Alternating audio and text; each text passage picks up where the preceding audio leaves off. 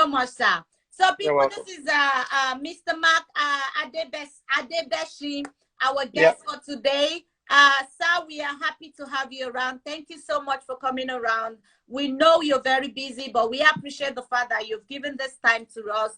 And we want you to know that we love you. Even those who don't know you, we love you before we have you here. So you're welcome, sir. Thank you so much for coming around.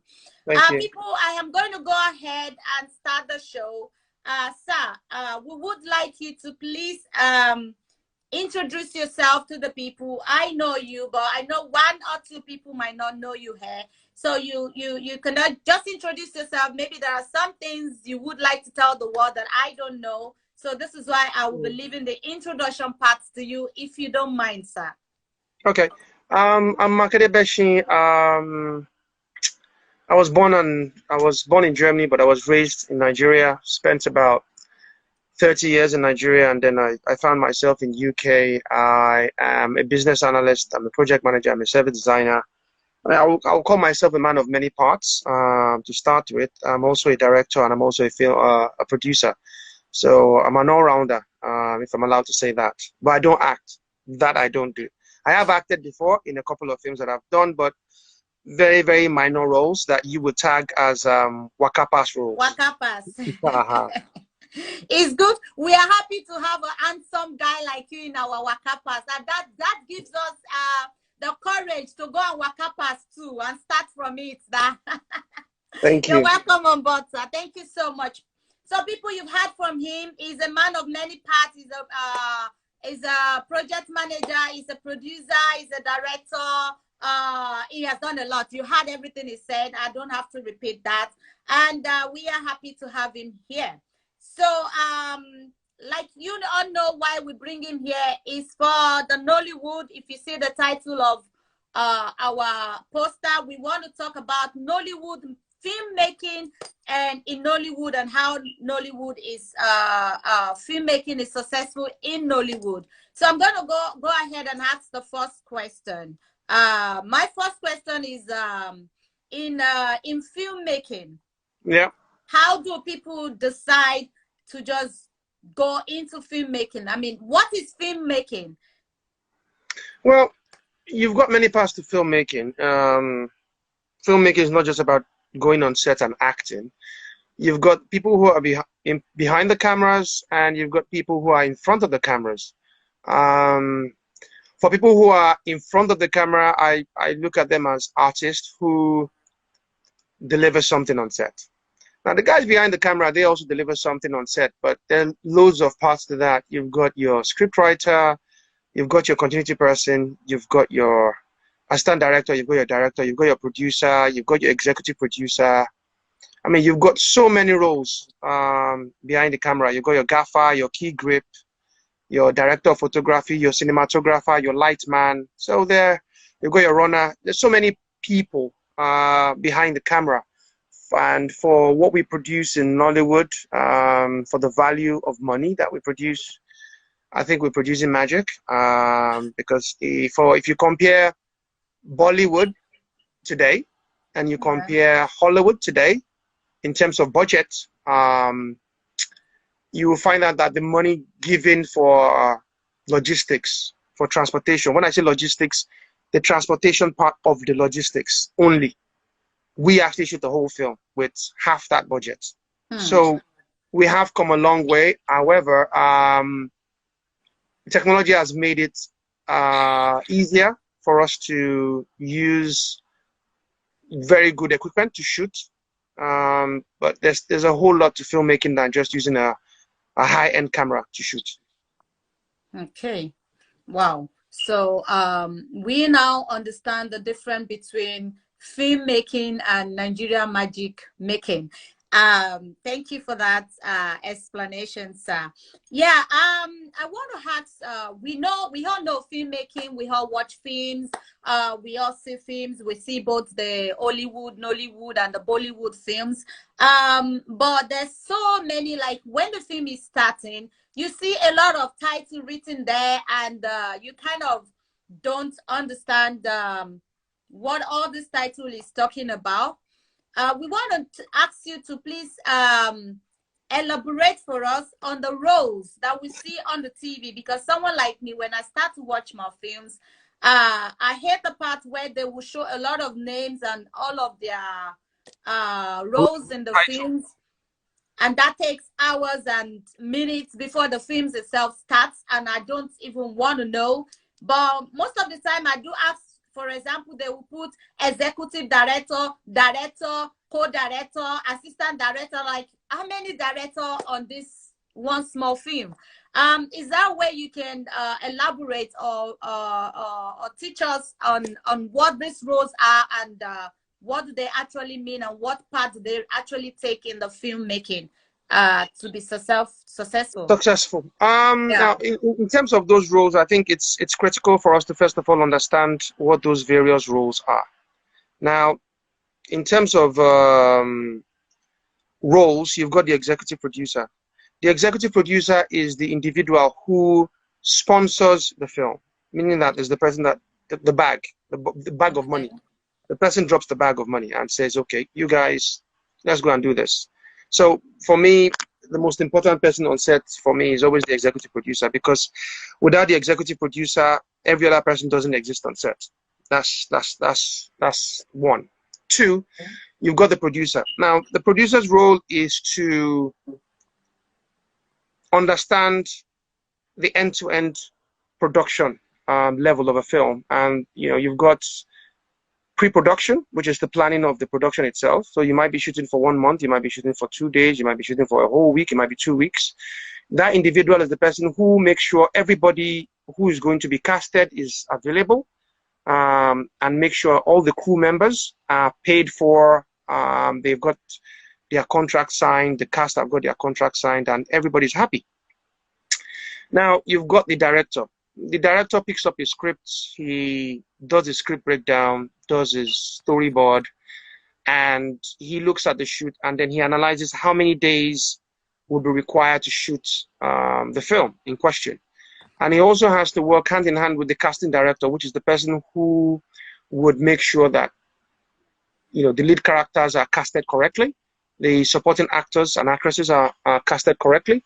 So all that is done hand in hand with the help of the director, and the director gets on set, works hand in hand with obviously the cast and the director of photography and cinematographer very, very closely to make sure that the film is well shot, make sure they have the right framing, the right composition on sets, and it's a lot of work during the production itself for the director. But once the director makes sure that he oversees the editing of the film itself, make sure that the sound design and the sound scoring is properly done and is fit for purpose for the film in question, and sees that the film is well put together, and he hands over his own job to the producer. It is the producer's job to make sure the film, if it's meant for TV, it gets on the appropriate TV channels.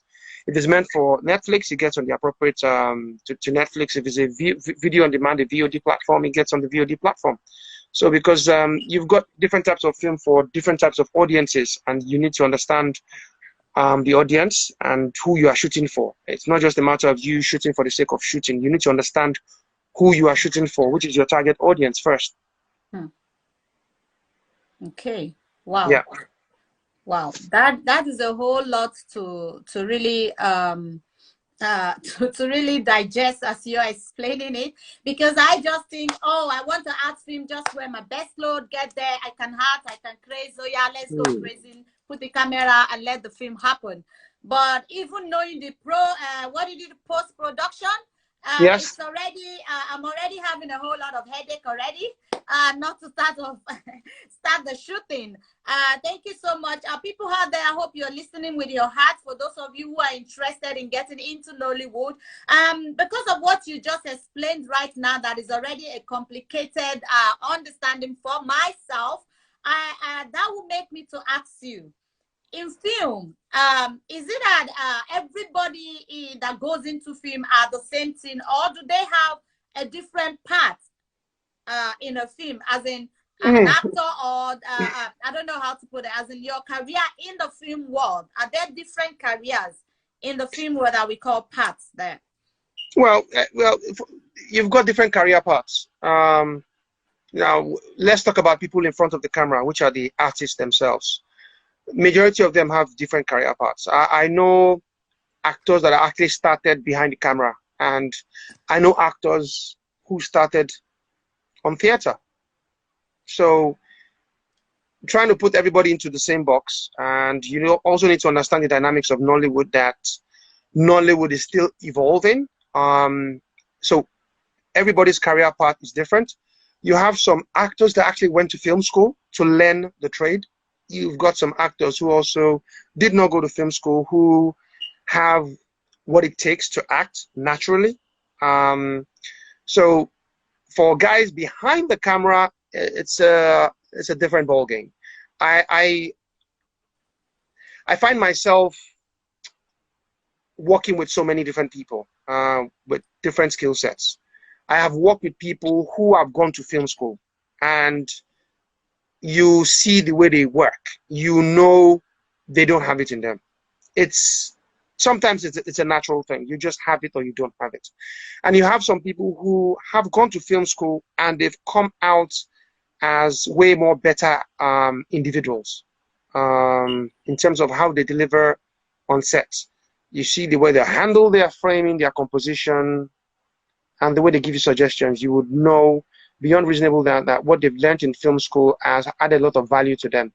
Now, you've got people who start up as runners, who end up becoming PAs, and from PAs, they end up becoming second cameraman before they become the first cameraman, before they become a cinematographer, before they eventually become a director of photography. So everybody's career path, either in front or behind camera, is different. I mean, you take an individual like Deyemi Okolawa as a typical example. Yeah. He started as a theater artist.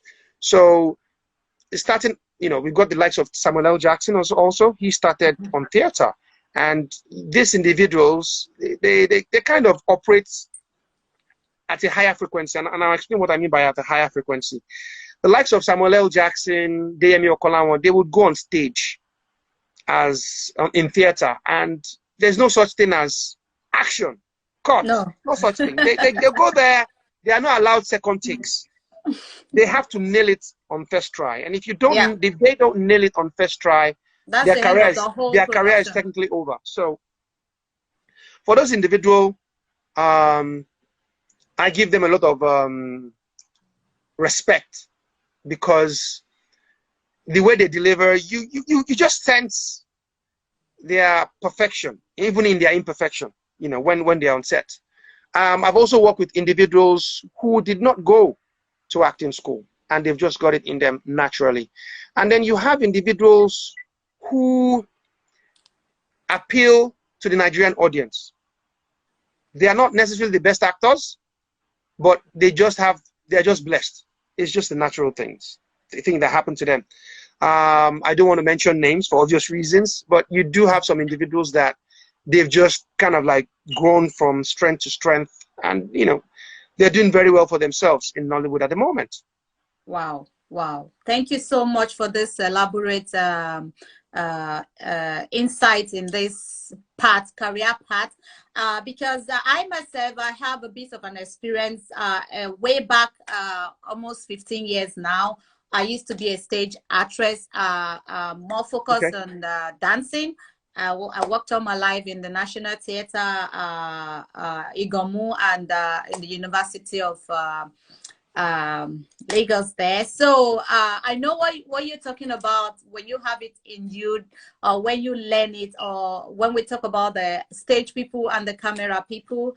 Correct. And yeah, there is a great difference. Yeah, thank you so much for that. And this is going to bring me to asking you, I know, like you just explained, we have that different career path in the film world, and same thing we have in Hollywood as well. But we see that the Hollywood body, I know it's a very big construct for me to be comparing Hollywood and Nollywood, but I want to believe we started our inspiration to make film in Nigeria must have started through those people, because they were in the industry before Nigeria kick-started, and we are looking up to also making our films to come out as big as their films do come out.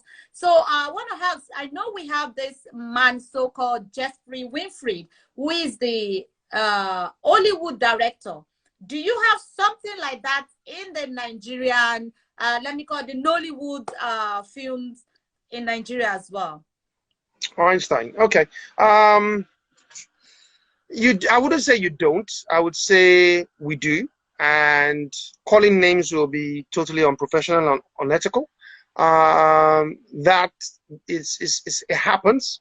And, you know, as an actress, you need to learn how to handle it effectively and efficiently.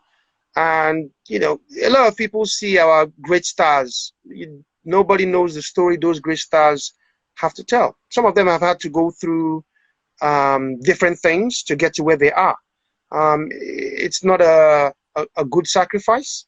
Some of them have had to sacrifice a lot of things to get to where they are today. I would say, in answer to your question, I would say yes, we do have that in Nollywood. We do have, wow. Yeah. It's good to know. So I have hope that we will surely get there someday very soon, because we are always there.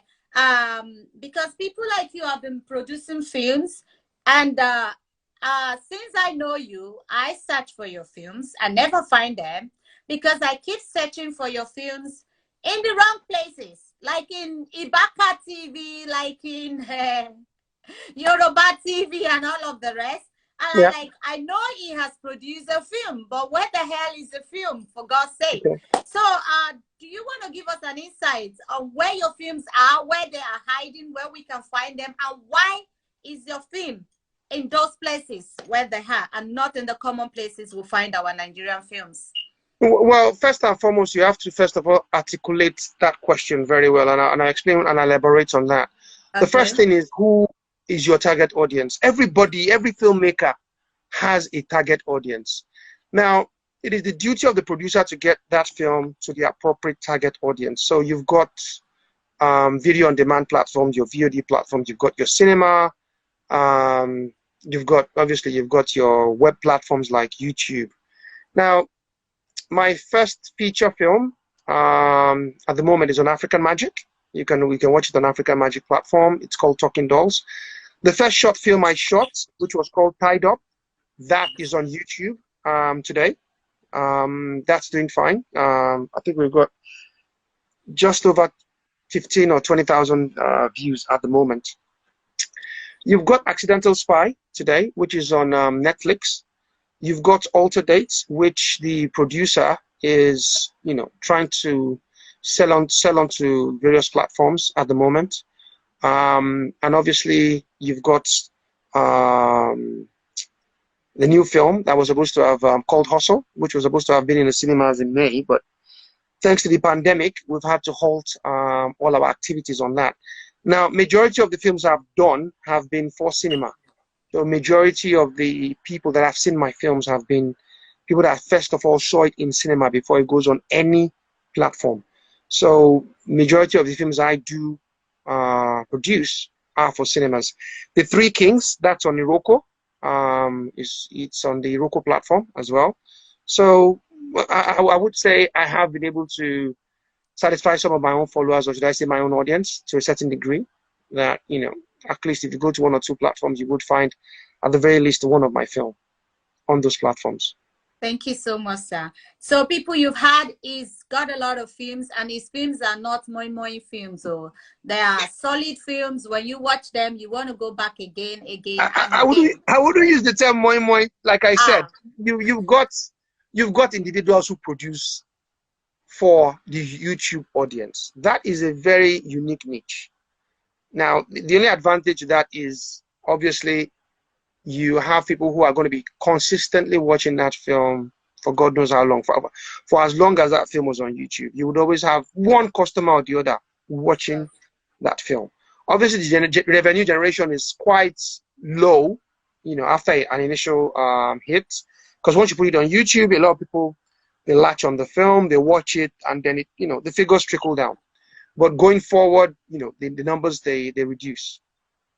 Yeah, and that's why I used my word moi moi film. Because when I say moi moi film, we watch the film. When we see the adverts, we rush there, we watch it and like we analyze it and like, okay, that's it. We're not gonna go back to it again. But like the films you produce, I want to take my boyfriend on a date and let's see that film again. I want to take my girlfriends on a date, let's see that film again. I want to gather my family, let's see that film again. That's why I say it's not a moi moi film. It doesn't mean every other film has not been good, or that we've not enjoyed them, or they have not produced according to you to their target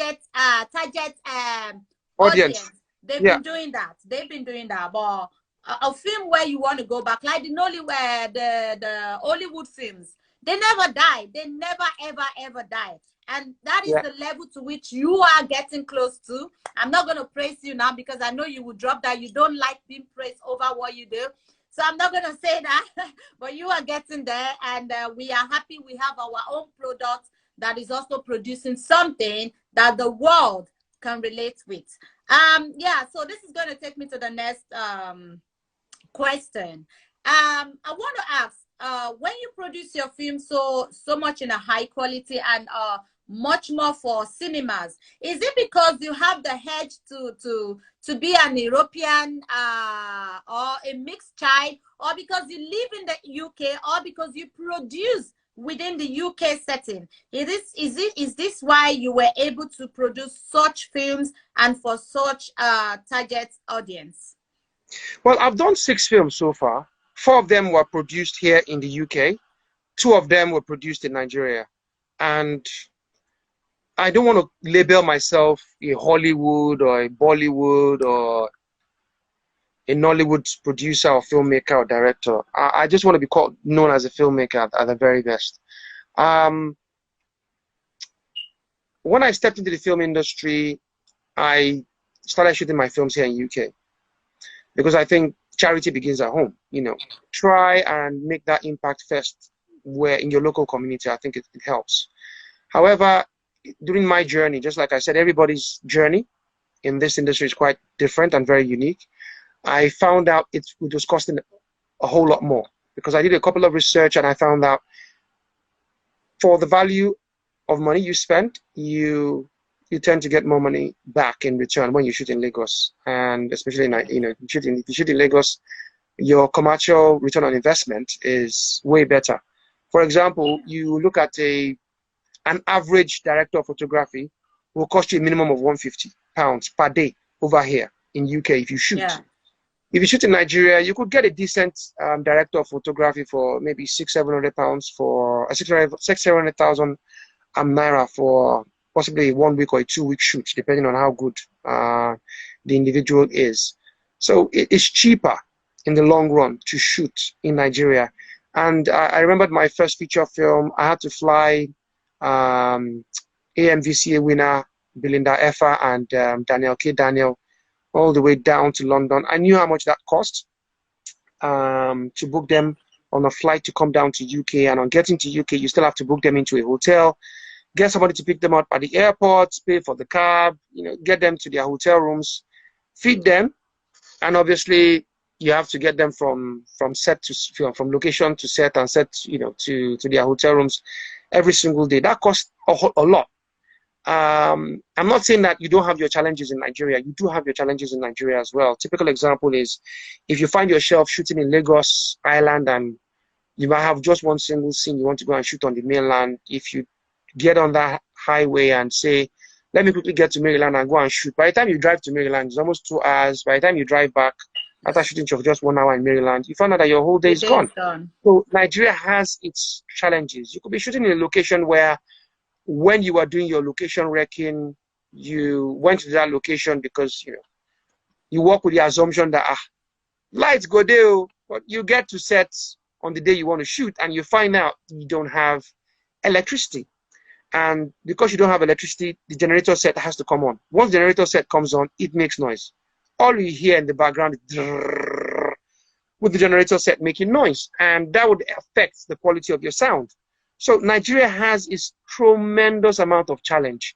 You could find yourself shooting inside an estate in Nigeria, getting into that estate, irrespective of the fact that you've gotten authorization from the individual, living inside the estate. The gate men at that estate will still hold you down. They will not allow you into that estate unless the individual comes to the gate to come and get you into the estate. So Nigeria has a lot of challenges that you still have to overcome as well.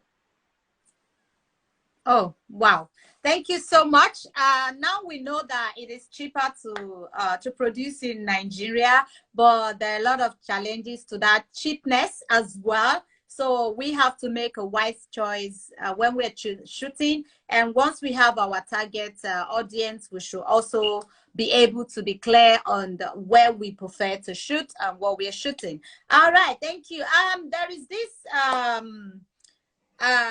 there's this saying that the Nollywood industry is taken over by the female actors. They're making more success, they're making more waves. We don't know if it is because they act better than the men, or well, let me just ask you direct. Why is it that we have more females in the industry and they are even making more success than even the male actors? Now, that's a very complicated question to answer because I'm not an actress. So if I was an actress, I'll be able to analyze it properly. But you know, we've heard so many news about female actors having their own escapade. The best set of people to answer that will be the female actresses themselves. You know, it will be very, I think it will be very wrong and unethical for me to answer that question. I am aware of this trend. However, it's not for me to have an opinion on such questions or such views. So it will be very wrong for me to answer that question, to be honest. So let me help you a bit. So I want to say with the female, we are very strong. We act very well. We're very good, you know. So let's just put it there because I really don't know what I'm saying here. All right. Thank you for that smart answer to that question, sir. We do appreciate you. And now we want to ask you, because you've repeated it like 3 times in all the questions I asked you, that you don't act, you don't act. We know you're a director. We know you're a producer. Yeah. Why is it that you decided not to act, but instead to be a director? Because most of these director, executive, we only read their names in the film. We don't even see them. We don't know what they look like. So from my side, I would prefer to be an actor so the world can see me. So why did you decide to be a director? Well, I started off as a producer. My first 4 films I produced. My last 2 films I directed. One of them I produced. The other one, somebody else produced that. Now, like I said, everybody's journey is different. And I found that when I worked as a producer, I had my own opinion about how I wanted a film to be. And, you know, I enrolled myself in a lot of online courses, you know, masterclass, YouTube videos. I've learned a lot. And I've worked with a couple of directors. So I understand what it takes to direct pretty much any kind of film right now. But I find myself getting better with every single film I direct. And I would say one of the key things is I love what I do. I love it so much. That much I'll tell you. I could direct a film for free if I love the story well enough. So it's not about the commercial or the money-making angle to it. I mean, everybody loves money. I love money. But it's important as a man, or should I say man or woman, you find something that fulfills you as an individual. And filmmaking is something that fulfills me so much. I find myself in an extremely cool and comfort zone for myself. I don't flinch when I'm going into that environment.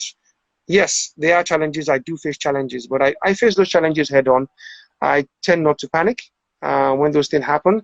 The only time I could end up, you know, raising my voice is if I knew something on set, if it's not done properly, if it's going to cost me extra money, I will raise my voice to make sure it's done. And if you're shooting in Nigeria, you need to have that lion attitude to making sure that things work in the way and manner in which you expect it to work. Because if you go into Nigeria to shoot a film and you have a laid-back attitude, you will get beaten. No doubt about it. I can guarantee you that. Wow. And it's always good to surround yourself with people who know and understand their craft. It helps a whole lot. There are sometimes you'll find yourself budgeting to shoot a film for just over a week. If you don't have the right crew, you don't have the right cast, you would end up shooting for more than 2 weeks if you're not careful. So, I mean, I'll give you a typical example. When Bola Ahmed Tinubu was ruling Lagos State, he surrounded himself with people who knew their craft, people who managed town planning, people who handled transportation. They knew what they were talking about. So, and he employed them.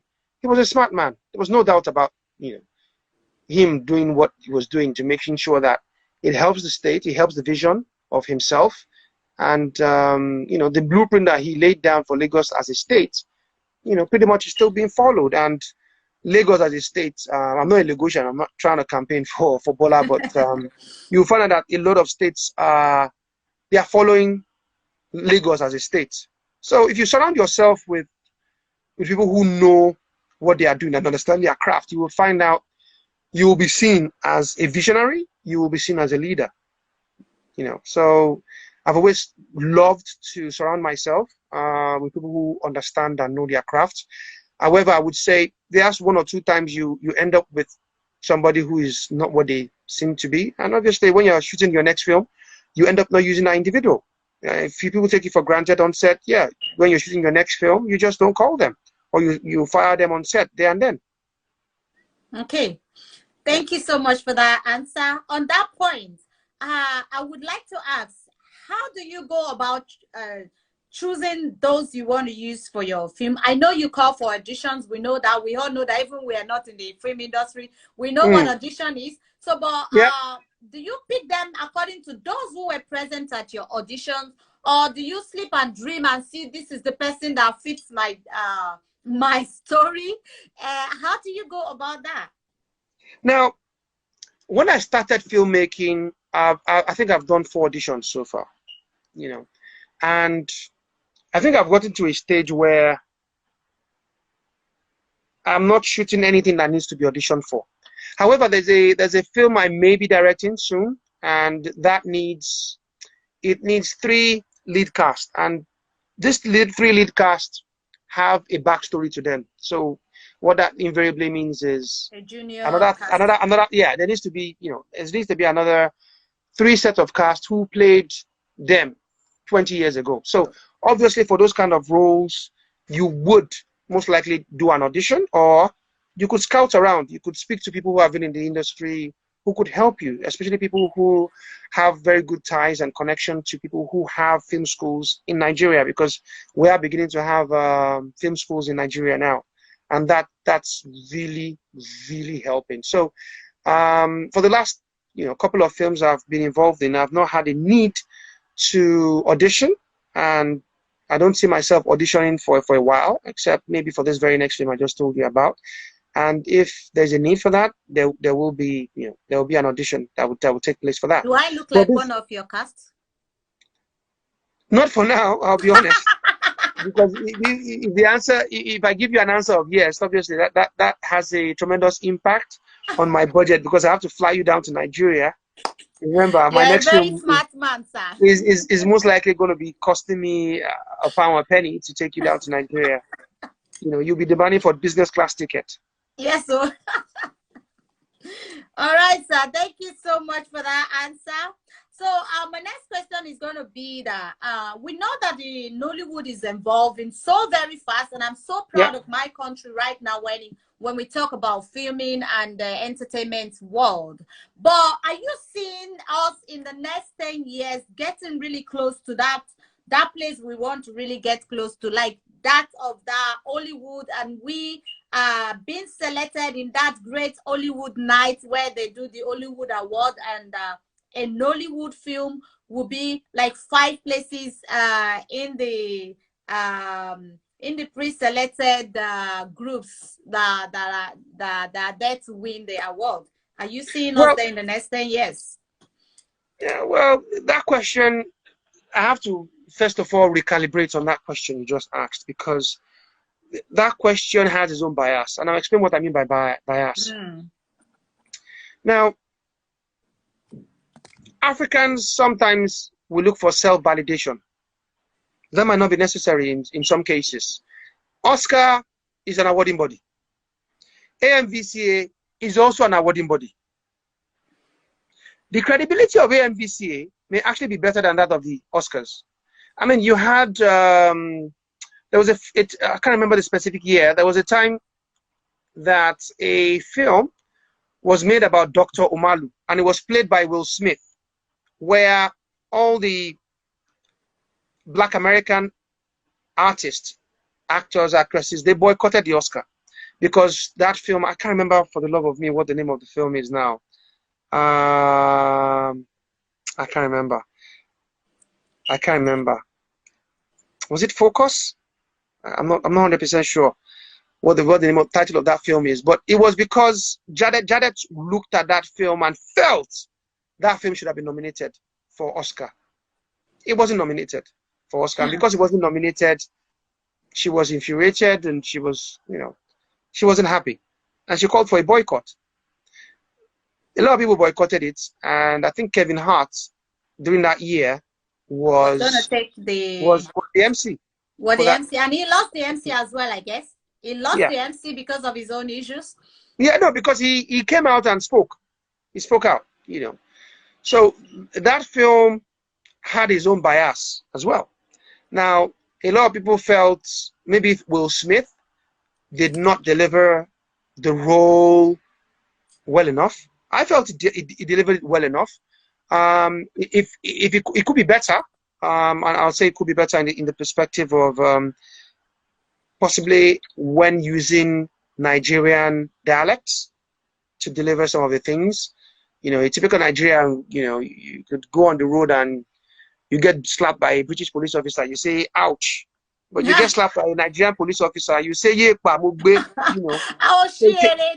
that dynamic changes. So there's no way you can give that role to your Bolanledi Nollywood or Gabriel Afolayan, Kenneth Okoli.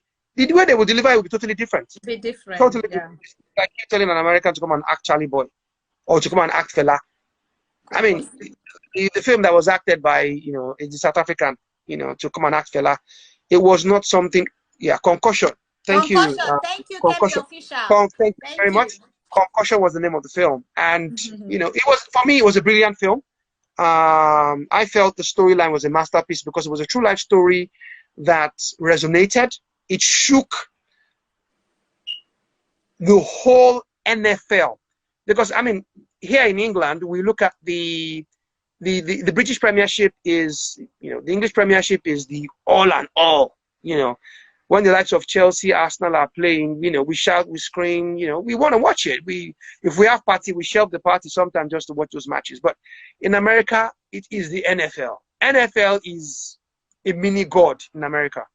And they cherish that institution. And it's an institution the powers that be were not willing to change.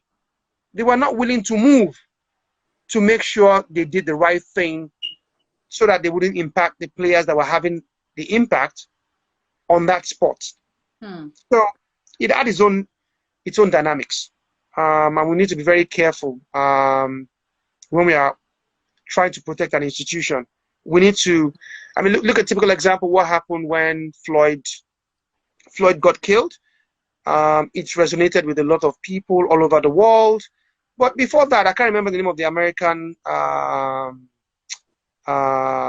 player that, gave a knee on the pitch. Yeah, the one we are following. Yeah. I can't remember his name now. He stood for something he believed in. A year after George Floyd was killed, and we now remember to take what he fought for. What he tried to stand for, and a lot of people never helped to stand by him for what he did. Yeah. and he had lost his career by He then. lost it. He did. To be honest, it is too late now. And a lot of people are now giving a knee on the pitch. You have, British English Premier League players giving a knee.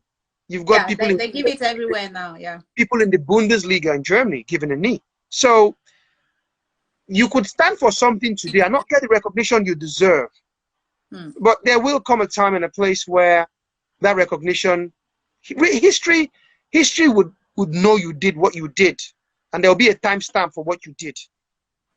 Colin Kaepernick. Thank you, Kemi Official. Kemi Official, please employ me. I love your memory. Thank you very much, Madam. Please employ me, Kemi Official. All right. So every single institution has something it stands for, and there are sometimes, you stand for something and you have to just stand by that until the very end. The head of the NFL this year apologized to Colin this year for something he did a year ago. Because he was looking at things from a certain set of optics, and his set of optics is different. But it was when the whole world clamored against, the Black Lives Matters movement, that he understood what Colin stood for a year ago. He was now able to recollect that, yes, Colin saw this from this optics.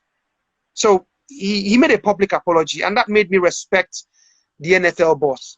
Now, if the Black American players had given a knee last year, we will not be where we are today. Yeah, because we stood by Collins back then, and Collins would not have lost his job, because there is no way. Would have not died as well. Oh, there is no way the NFL will be where it is today if you take out the Black Americans and the Hispanic from the American football today. That's a fact. The Black Americans are the best NFL footballers that they have in America today. Wow, wow, wow. Thank you for that elaborate history, memory lesson. Wow, we do appreciate you. But on that point of where you mentioned how the individuals will respect what they have done at the moment and why it should be respected, or where you said if you do things today and it's not being acknowledged, it might be acknowledged later, but we hopefully pray that it's being acknowledged when you will still gain that benefit, that passion, that reason why you brought out those things. I want to ask you on that point, is there a Wikipedia for how they choose these award-winning films, award-winning entertainment productions? Now you've got different categories. You've got AMA, which is selected by a juror.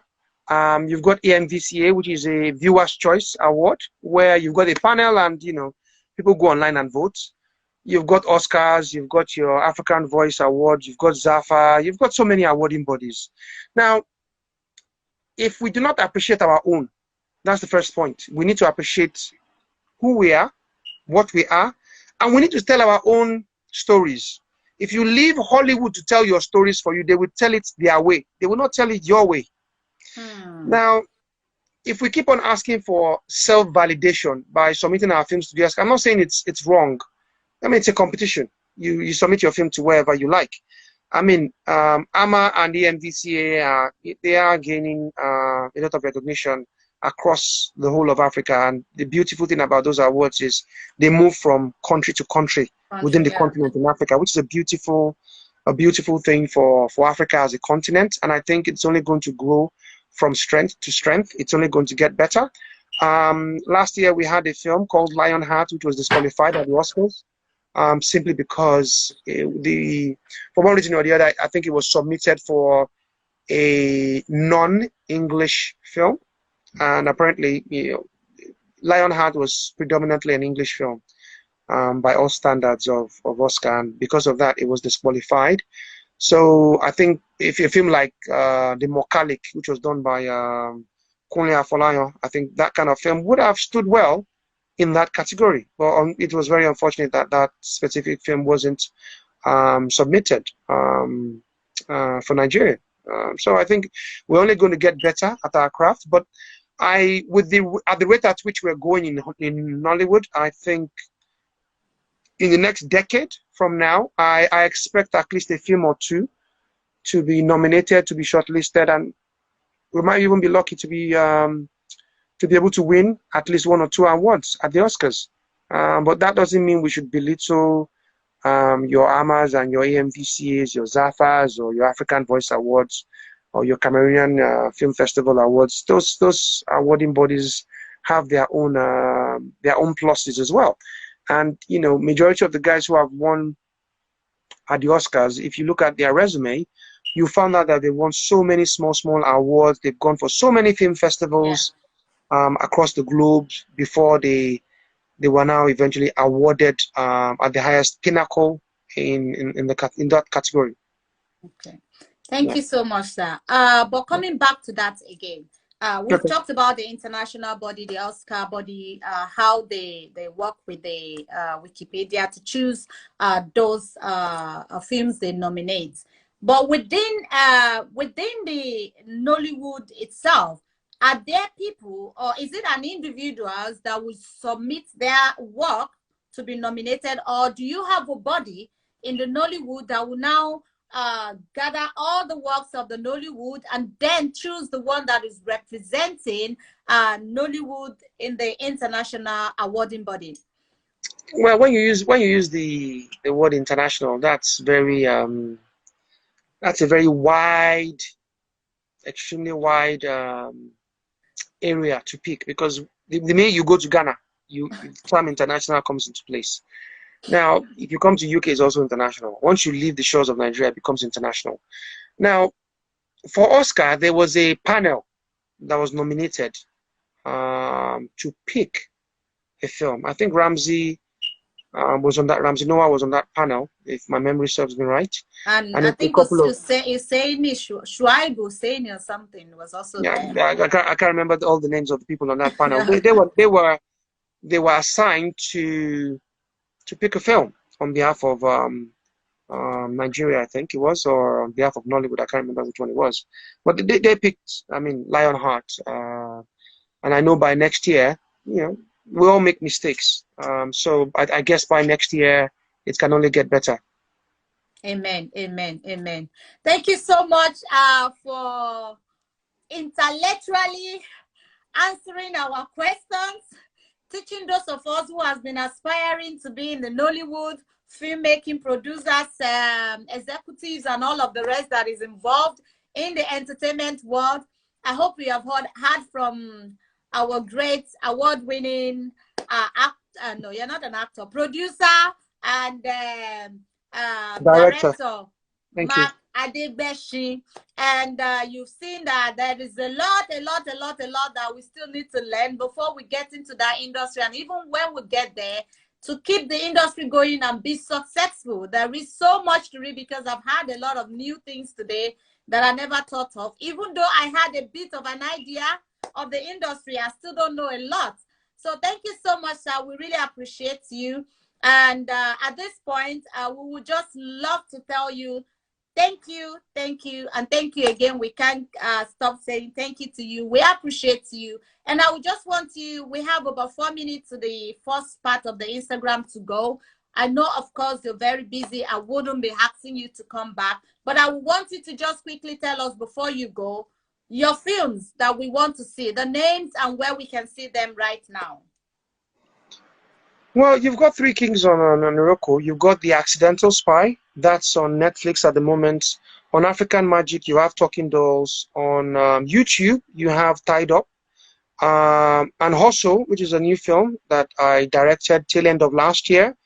That should hit the cinema, you know, once the pandemic is over. It might be next year, but the film is ready for viewers to watch. But unfortunately, we can't submit it on any platform first, because the agreement we had with some of the partners I had, that executive producer on that project was to go into the cinema. So we are assessing what our options are, whether we're still going to have to wait, or if we're going to have to launch that on VOD, video on demand platforms, to launch it out on those platforms immediately, right, and just skip the cinema business.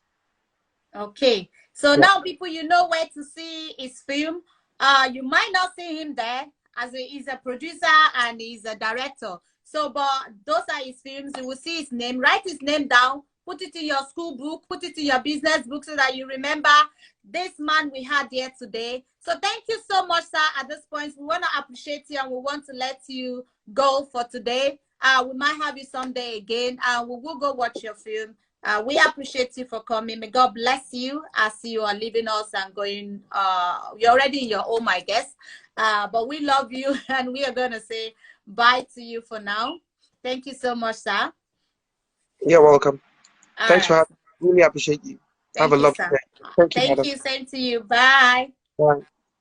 So, people, Instagram is about to cap just 1 minute, and I will come back for about another 30 minutes so we can all have our say on what our great award-winning producer and director based in UK has told us. For those of us who are aspiring to be in the industry, for those of us who are already start kicking in the industry, if we have 1 or 2 things to teach us, to tell us, to introduce us to. So I will come back again right immediately. So please come back with me. Let's have a say. Let's have a look in what we all have at hand. And God bless you as you come back. See you soon. Bye.